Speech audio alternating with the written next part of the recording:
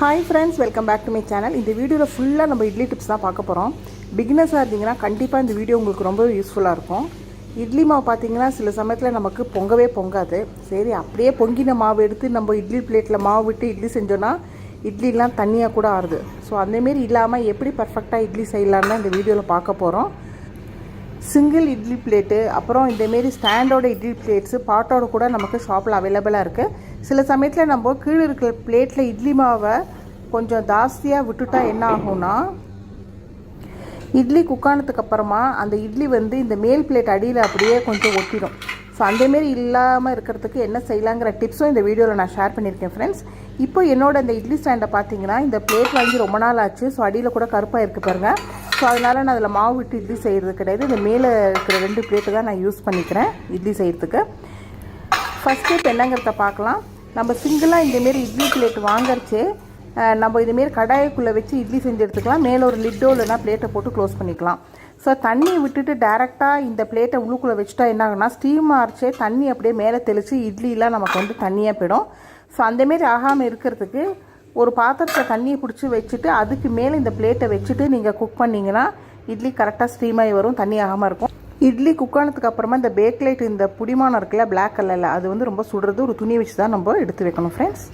அப்படியும் நமக்கு இட்லி தண்ணியாக வரதுக்கு காரணம் என்னென்னா, நம்ம கடாய் அடியில் தண்ணி இருக்கான்னு செக் பண்ணுறதுக்கு இந்த பிளேட் ஒரு துணியை வச்சு நம்ம டக்குன்னு இழுத்துடணும். மெதுவாக இழுக்கிறச்சு என்ன ஆகும்னா, அந்த பிளேட்டில் இருக்கிற தண்ணி இந்த இட்லி பிளேட் மேலே விழுந்து இட்லி அதனால தான் தண்ணியாக. அதுக்கு நம்ம என்ன பண்ணலாம்னா, இந்தமாரி லிட் எடுத்து க்ளோஸ் பண்ணுறச்சே நம்ம டக்குன்னு எடுக்கிறச்சு அந்த தண்ணி பிளேட் மேலே விழாது.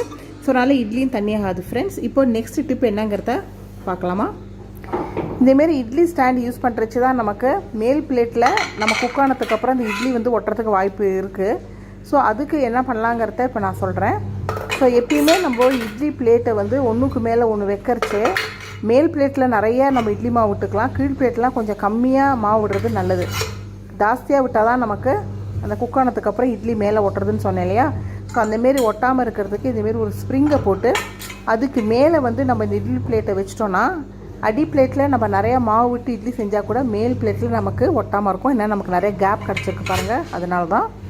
ஆனால் நான் யூஸ் பண்ணுற இட்லி ஸ்டாண்டுக்கு நான் இந்த ஸ்ப்ரிங்கை வச்சேன்னா 8 இட்லி தான் நான் செய்ய முடியும், 12 இட்லி செய்ய முடியாது. ஏன்னா அந்த மேல் பிளேட்டு வைக்கிறதுக்கு எனக்கு இடம் இல்லை பாருங்கள். அதனால தான். ஸோ இன்றைக்கி நான் ஸ்ப்ரிங் இல்லாமல் தான் இட்லி செய்ய போகிறேன். இப்போ நெக்ஸ்ட் டிப் என்னங்கிறத பார்க்கலாம். இந்தமாரி இட்லி ஸ்டாண்டு யூஸ் பண்ணுறச்சே நம்ம இட்லி ஏன் தண்ணியாக வருதுன்னு தான் பார்க்க போகிறோம். நம்ம மார்னிங் அவசரத்தில் இட்லி செய்யறச்சே பரபரப்பாக இருப்போம் இல்லையா.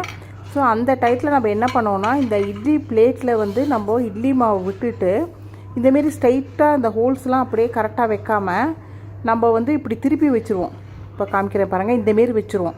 இப்போ ஸ்டீம் ஆச்சு என்னாகும், அந்த ஹோல்லேருந்து தண்ணி அடி பிளேட்டில் விழுந்து அந்த இட்லிலாம் நமக்கு அப்படியே தண்ணி ஆகிடும். ஸோ அதனால தான் நமக்கு இட்லி தண்ணியாகிடுது ஃப்ரெண்ட்ஸ்.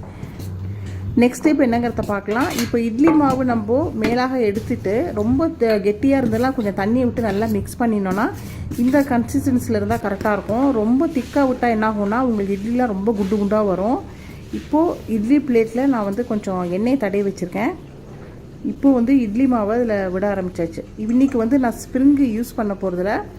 ஸோ கீழ் தட்டில் கொஞ்சமாக மாவு விட்டுட்டு இப்போது மேல் பிளேட்டில் கொஞ்சம் நம்ம நிறையவே மாவு விட்டுக்கலாம். ஏட்டா நான் சொன்ன மாரி மேல் தட்டில் மாவு வச்சு ஆப்போசிட்டில் விட்டுட்டு கையால் இப்படி பிடிச்சிட்டு விடணும். இல்லைனா மாவு நமக்கு ஒழுக ஆரம்பிச்சிடும். நான் ப்ரெஷர் பேனில் தான் இட்லியை ஸ்டீம் பண்ணி எடுக்க போகிறேன்.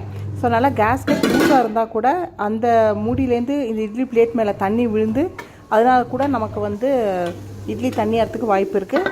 ஸோ ப்ரெஷர் பேனில் தண்ணி நல்லா கொதிச்சதுக்கப்புறமா இந்த இட்லி பிளேட்ஸை நான் வச்சாச்சு. ஃபஸ்ட்டு 2 மினிட்ஸ்க்கு நம்ம ஹை ஃப்ளேமில் வச்சுட்டு அப்புறம் சின்னது பண்ணிங்கன்னா இட்லிக்கு கரெக்டாகவே குக் ஆகும். இடையில திறந்து பார்த்துக்கணும் அடியில் தண்ணி இருக்கான்ட்டு, இல்லைனா தண்ணியை விட்டுக்கணும் நம்ம.